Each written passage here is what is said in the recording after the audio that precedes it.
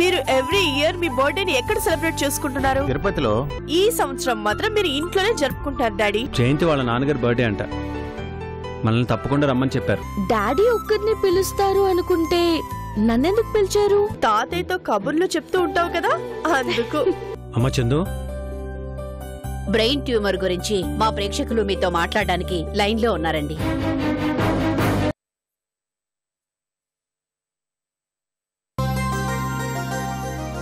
చందు, ఇక్కడే నిలబడిపోయావే, లోపలికి రామ్మా. డాక్టర్ గారి దగ్గరికి రావాలంటే పర్మిషన్ తీసుకోవాలి కదా. అది హాస్పిటల్లో, ఇక్కడ కాదు. అయినా నీకు ఇక్కడైనా అక్కడైనా ఫుల్ పర్మిషన్ ఉంటుంది. ఎప్పుడైనా రావచ్చు, అలాగే ఎప్పుడైనా పోవచ్చు కదా. ఇదిగో, నువ్విలా మాట్లాడితే ఇక నాతో మాట్లాడొద్దు.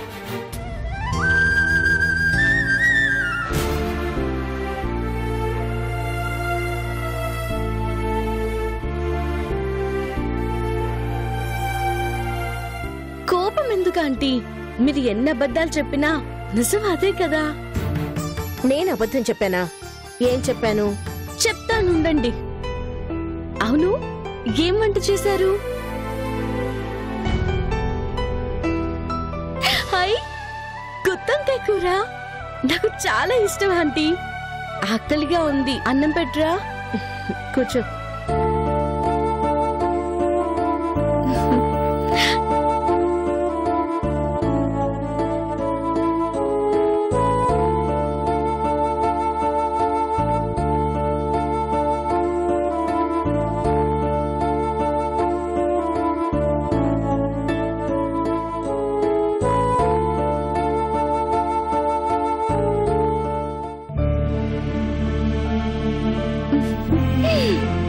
అబ్బా, చాలా బాగుంది ఆంటీ.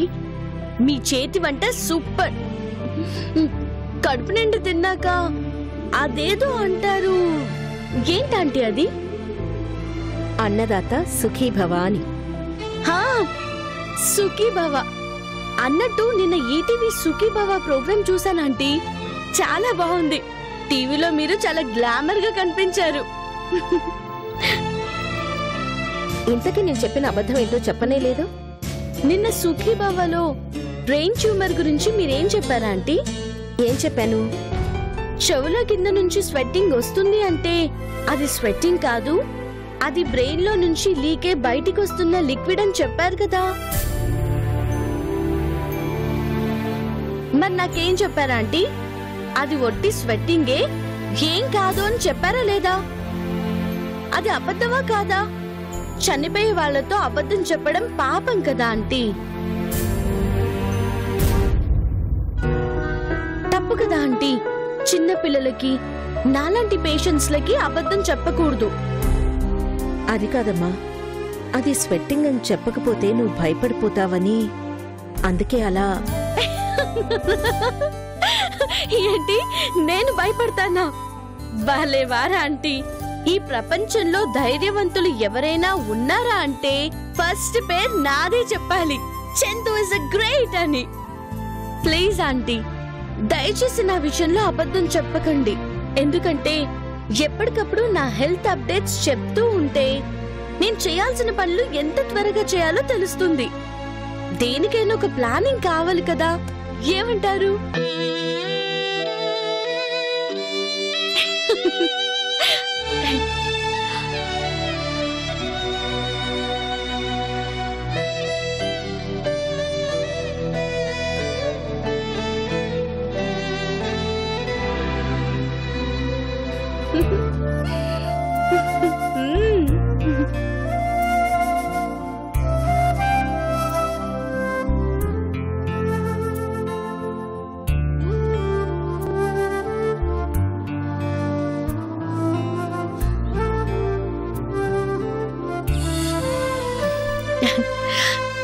Thanks aunty.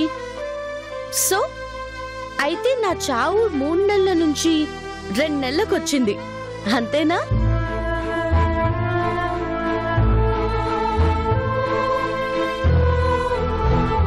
చూడండి ఆంటీ, చనిపోయే వాళ్ళకి నిజం చెప్పకూడదు అనే కాన్సెప్ట్ నా దగ్గర వాడకండి. ఇలా అబద్ధాలు చెప్పారనుకోండి, రేపు చనిపోయాక మీ అమ్మాయి దగ్గరికి వెళ్ళి మీ మీద కంప్లైంట్ చేస్తాను. జాగ్రత్త.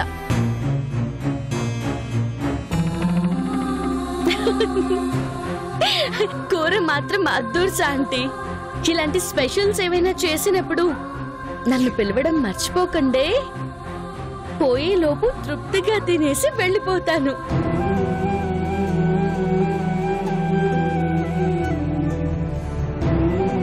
వస్తానంటీ. కానీ టీవీలో మాత్రం మీరు సూపర్. Bye aunty.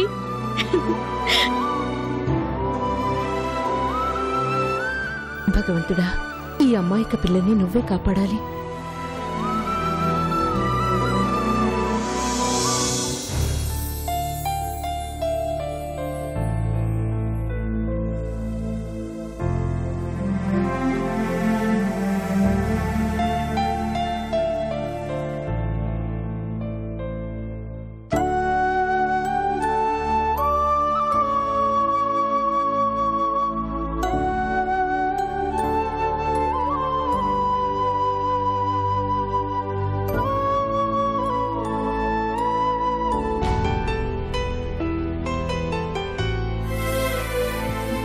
ఇంకెవరు? నా మనవరాలే. అరే, ఎలా కనిపెట్టేశారు తాతయ్య? ఇంత ప్రేమగా వచ్చి ఈ తాతయ్యతో ఆడుకునేది ఇంకెవరుంటారమ్మా, నువ్వు తప్ప. ఏంటి తాతయ్య, చాలా డల్ గా కనిపిస్తున్నారు? డల్గానా? అదేం లేదే. అబద్ధాలు చెప్పకండి. చిన్న పిల్లలకు బర్త్డే చేయడం లేదంటే ఏడుపు వస్తుందా రాదా? నా బర్త్డే చేయటం లేదని ఎవరు చెప్పారు?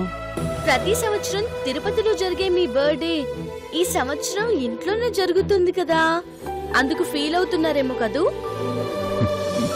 ఆ విషయం నీకెలా తెలుసు? జయంతి చెప్పిందా? అసలు ఇదంతా క్రియేట్ చేసిందే నేను. నాకొక్కరు చెప్పేదేంటి తాతయ్య? ఏంటి, ఇదంతా నీ ప్లానా? అవును. ఎందుకు చేశావు? నేను నీకేం చెప్పాను? మా డాడీకి జయంతి గారికి పెళ్లి చేయాలని చెప్పానా? చెప్పావు, కానీ పెళ్లి చేయటం అనేది అంత ఈజీ అనుకున్నావా? దానికి టైం రావాలమ్మా. టైం దానంతటది రాదు తాతయ్య, మనమే క్రియేట్ చేసుకోవాలి. అందుకే దొరికిన అవకాశాన్ని మనకి తగ్గట్టుగా మార్చుకున్నాను. దానికి నా బర్త్డేకి సంబంధం ఏమిటమ్మా? ఉంది తాతయ్య. అదేంటంటే వీళ్ళిద్దరూ ముసుగులో గుద్దులాటలాగా ఎవరికి వాళ్ళు మనసులో అభిమానిస్తున్నారే కాని బయటపడ్డం లేదు. అది బయట పెట్టడానికే ఈ ప్లాన్. మా డాడీ సెల్ నుంచి మీరంటే నాకిష్టమని మీ అమ్మాయి సెల్ కి మెసేజ్ పెట్టాను. అవునా? హా, అది చూసి గొడవ చేస్తే డాడీ అంటే ప్రేమ లేనట్టు, ఏమి అనకపోతే ప్రేమ ఉన్నట్టు అని అనుకున్నాను. మన లక్కేంటో తెలుసా? డాడీని ఏమనలేదు, పైగా సిగ్గుపడిందంట. నిజంగానా? అవును తాతయ్య. ఇంటికొచ్చి డాడీ మనసులో నుంచి మీ అమ్మ ఆలోచనలు పోవాలంటే ఏం చేయాలి అని నన్నే సలహా అడిగింది. వెంటనే డాడీని డిన్నర్ కి పిలువమని చెప్పేశాను. ఇప్పుడు అర్థమైందమ్మా. ఎందుకా నా బర్త్డే తిరుపతిలో వద్దు, ఇంట్లోనే చేసుకుందామని మార్చేసింది. మీకు గెస్ట్ వస్తున్నారని చెప్పింది కదా, ఆ గెస్ట్ ఎవరో కాదు, మా డాడీనే. అమ్మా, అయితే దీని వెనుక ఇంత కథ ఉందన్నమాట. మరి ఏమనుకుంటున్నారు? ఇంకొక విషయం తాతయ్య, ఆ గెస్ట్ ఎవరో మీకు తెలియనట్టే సీక్రెట్ గా ఉండండి. నేనెవ్వరికి చెప్పనని మాటిచ్చాను. అలాగే, నేనెవరికి చెప్పలేమ్మా. అరే రామయ్య, అయ్యా, నీకు ఏమి తెలియదు, నువ్వు ఎవరికి చెప్పకూడదు. జయంతి అమ్మగారికి కూడానండి అయ్యా.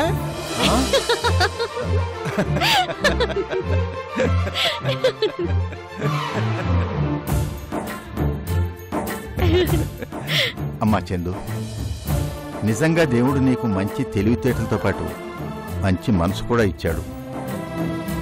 నీ చేతులతో వాళ్ళిద్దరికీ పెళ్లి చేసి పుణ్యం కట్టుకోమ్మా. ఆ దేవుడు నీకు మంచి చేస్తాడు.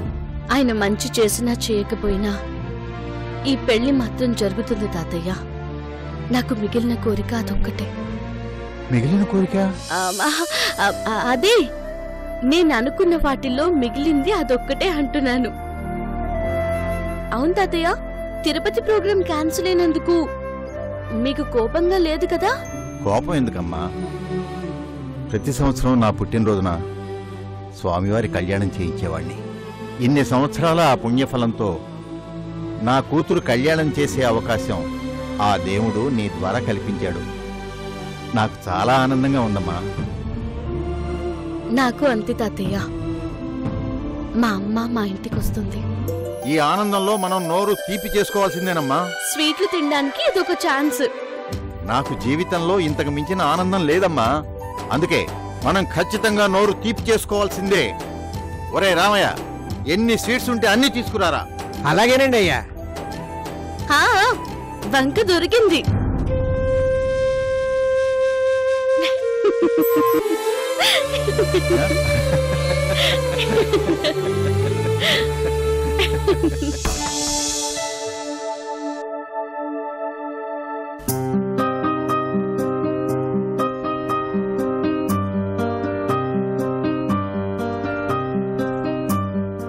డాడీ పాలు అక్కడ పెట్టమ్మా.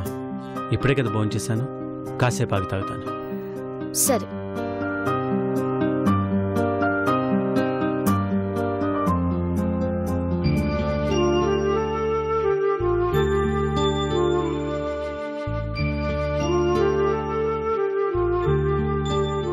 డాడీ, ఏంటమ్మా?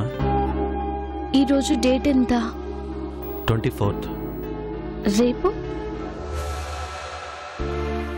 ఏంటి చందు, నన్ను ఆట పట్టిస్తున్నావా? ఈరోజు 24th అయితే రేపు 25గా? ఇది ప్రత్యేకించి నన్ను అడగాల? మామూలుగా అయితే ఇలా అడగడం ఫూలిష్ గా ఉంటుంది డాడీ. కానీ నవంబర్ 25th గురించి అడగడం అంటే అంటే రేపు అన్నయ్య వదిలిన పెళ్లి రోజు కదూ? పోనీలేండి, అలాగైనా మీకు గుర్తొచ్చింది. నిజంగా గుర్తులేదమ్మా, మర్చిపోయాను. ఎలా మర్చిపోతారు డాడీ? అందుకే పెద్దనాన్న మిమ్మల్ని బాగా తిట్టేది. ఇలాంటి ముఖ్యమైన రోజుని ఎలా మర్చిపోతారు? ఏం చేయనమ్మా, మనసులో ఒక బాధ, ఒక దిగులైతే గుర్తుంటాయి. కానీ అన్ని దిగుళ్ల మధ్య ఈ రోజు ఎలా గుర్తుంటుంది? ఎందుకు డాడీ మీకు అంత దిగులు? ఎవరైనా చనిపోతారని మీకు ముందు తెలిసిందా? అబే అదేం లేదమ్మా, అదేం లేదు. మరి మీకెందుకు దిగులు? అన్నయ్య నాతో మాట్లాడడం లేదు కదమ్మా. అసలు అన్నీ బాగుంటే ఈ రోజు వస్తుంది అంటేనే నెల రోజుల నుంచే అన్నయ్యకి వదినికి ఎలాంటి సర్ప్రైజ్ ఇద్దామని ప్లాన్ చేసుకునేవాణ్ణి. కానీ నన్ను చూస్తేనే అన్నయ్యకి పడ్డం లేదు. అలా అని నిరుత్సాహపడి ఊరుకుంటారా డాడీ? పెద్దనాన్న పలకరించకపోతే మీరే పలకరించండి. దూరం ఎక్కువ ఉందని ఒక్క అడుగు కూడా ముందుకు వేయకపోతే దూరం తగ్గేది ఇప్పుడు డాడీ. మీరే నాకు చెప్పేవారు కదా డాడీ, 1,00,000 కిలోమీటర్ల దూరం కూడా ఒక్క అడుగుతోనే మొదలవుతుంది అని. ఆ ప్రయత్నం మీరే ఎందుకు చేయరు?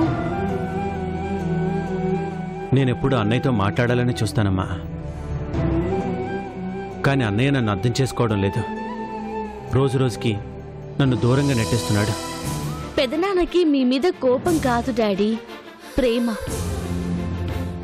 ప్రేమ ఎక్కువగా ఉన్న చోటే ఇలాంటి కోపాలు పుడతాయి. రాముడికి ఎప్పుడు లక్ష్మణుడే కదా బలం. అదే లక్ష్మణుడు దూరంగా ఉంటే రాముడికి కోపం రాదా?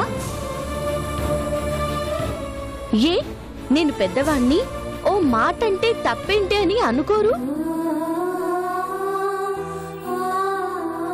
నా ఆశ డాడీ, మీరు పెద్దనాన్న మళ్ళీ ఒకటవ్వాలి. పెద్దమ్మ ఒడిలో నేను పడుకోవాలి. పెదనాన్న మీరు నన్ను గారాబంగా చూసుకుంటుంటే మీ ఇద్దరి చేతుల్లో నేనలా కన్ను మూసేయాలి. అమ్మ చందు, అదే డాడీ, నిద్రపోవాలి అని. డాడీ, ఇప్పుడు అడుగుతున్నాను, రేపు వాళ్ళ పెళ్లి రోజుకి మీ నుంచి మీ ప్రయత్నంగా ఏం చేయబోతున్నారు? ఆ రాముడి దగ్గరికే వెళ్ళి నా రాముడి చెంతకు నన్ను పంపించు స్వామి అని వేడుకుంటాను. అయితే ఆ వార్తని మోసుకుపోవడానికి ఈ హనుమంతుడు రెడీ.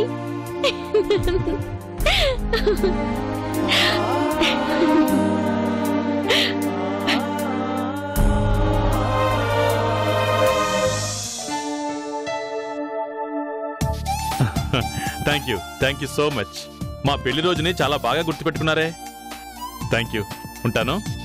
అలాగే, షూర్. హలో బావగారు. థ్యాంక్ యూ అండి. ఇంకా లేదండి, ఇదిగో ఇప్పుడే బయలుదేరుతున్నాం. అలాగే, సాయంత్రం ఇంటికి వస్తాం. అర్చన, ఎంతసేపు? వస్తున్నానండి. ఎప్పుడు వచ్చేది? నువ్వు చీర సింగారించుకుని వచ్చేసరికి అక్కడ గుడి తలుపులు కూడా మూసేస్తారు. అర్చన, త్వరగా రా. పెద్దనాన్న,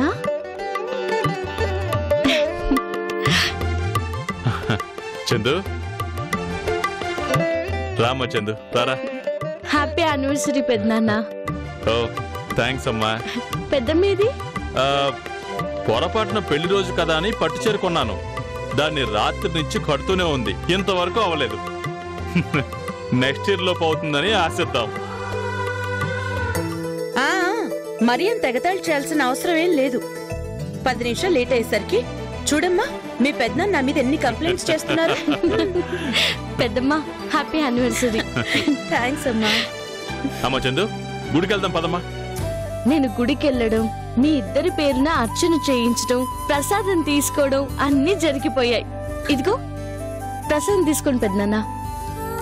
చూసావా, చందు అంటే అది. మన పెళ్లి రోజు గుర్తు పెట్టుకుని పొద్దున్నే లేచి గుడికెళ్ళి పూజ చేయించుకుని వచ్చింది. తమరంతవరకు రెడీనే కాలేదు. మీ పెళ్లి రోజున దేవుడికి మొదటి పూజ చేయించాలని డాడీ నేను తెల్లవారుజామునే వెళ్ళాం పెద్దనాన్న. డాడీ అయితే రాత్రంతా నిద్రపోలేదు తెలుసా? అంటే గుడికి మీ డాడీ కూడా వచ్చాడా?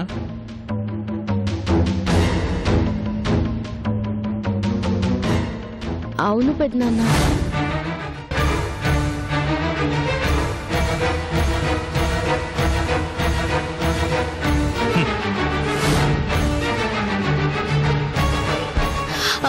అదేంటి పెద్దనాన్న అలా చేశారు? అది దేవుడి ప్రసాదం పెద్దనాన్న, అలా పారేయకూడదు. అది దేవుడి ప్రసాదమైనా అది పంపించింది మీ నాన్న కదా. అది నాకు విషంతో సమానం. ఎందుకు పెద్దనాన్న అలా అంటారు? మీ పెళ్లి రోజు కోసం డాడీ ఎంతగా ఎదురు చూశారో తెలుసా?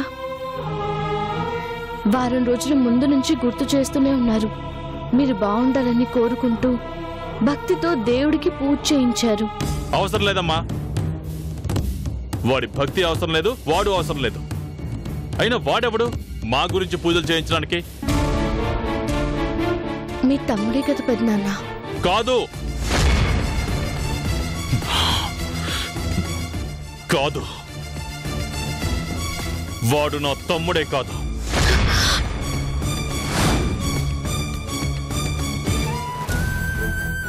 కాదంటే కాకుండా పోతుందా పెద్దనాన్న రక్త సంబంధం? ఈరోజు మీరు విడిపోయినా మిమ్మల్ని అన్నదమ్ములే అంటారు, కానీ కాదు అని ఎవ్వరూ అనరు పెద్దనాన్న.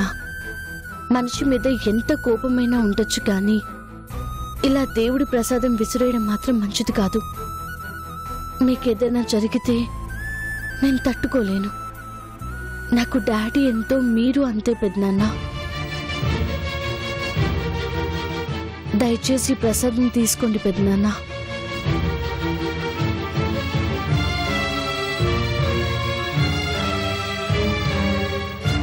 ప్లీజ్ పెద్దనాన్న. నేను తీసుకుంటానమ్మా. ఆయన కాదు అన్నా, నా 5వ కోసమైనా ఆ దేవుడి ప్రసాదం నేను తీసుకుంటాను.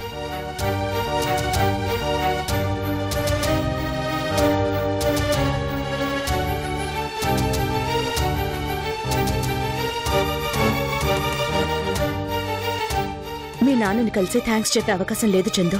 అందుకే మా కోసం దేవుణ్ణి వేడుకున్నందుకు నేను చెప్పానని థ్యాంక్స్ చెప్పమ్మా.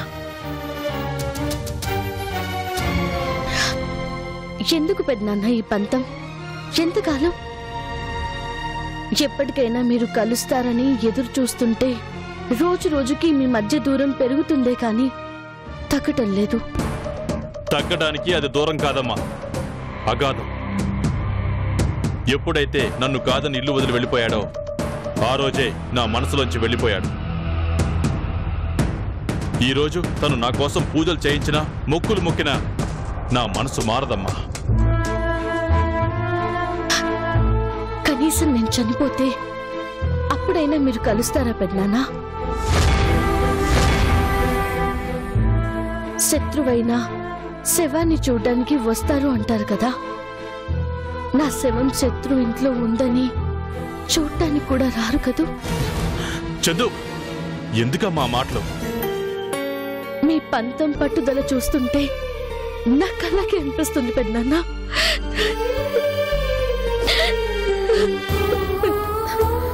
తప్పమ్మా, నీ బాధ నాకు అర్థమైంది. కానీ ఈరోజు మేము ఎదురు చూసేది నీ నోటి నుంచి ఇలాంటి మాటలు వినాలని కాదమ్మా. భయంగా ఉంది పెద్దమ్మ. నేను అనుకున్నది జరుగుతుందో లేదో అని చాలా భయంగా ఉంది. అందరం కలిసి హాయిగా బతికిన ఆ జీవితం ఓ కలలా మిగిలిపోతుందా? నాన్నెంత బాధపడుతున్నారో నా కళ్ళారా చూసి కూడా నేనేం చేయలేకపోతున్నాను పెద్దమ్మ.